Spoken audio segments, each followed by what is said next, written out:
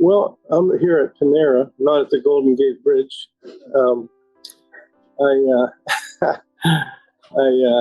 had my car being worked on just nearby, so I came over here.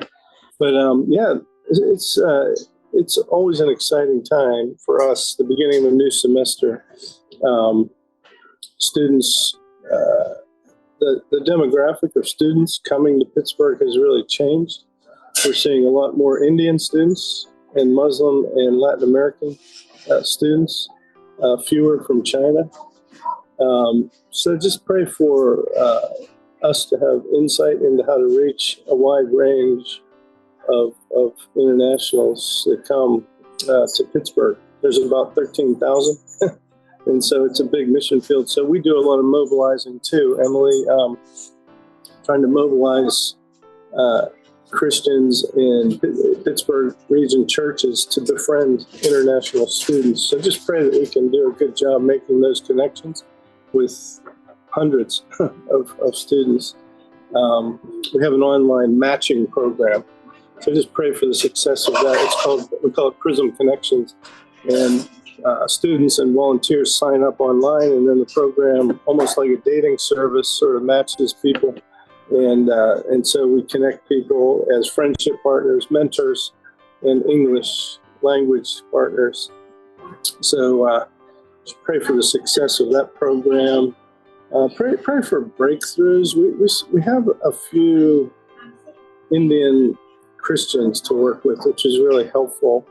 But just as we try to break into the lives of Hindu background students, we see some coming to Bible studies and to having spiritual interest, and just it has to be the Holy Spirit. But just pray for breakthroughs there, and with quite a few students from Iran.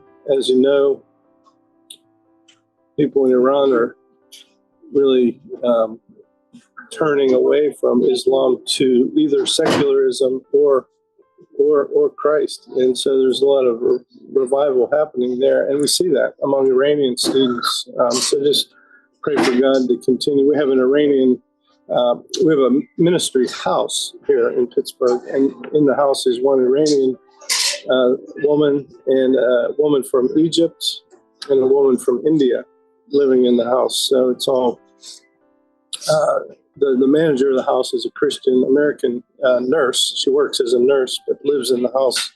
And so right now the house is all women, and it's just a great dynamic there. Yeah, I think that's the main things. I've been giving greater focus to returnees, that is, people who've been through our program and have gone back home. So one of the really encouraging ones is in Colombia. A girl by the name of Elizabeth left a career in business to work with the CMA denomination there.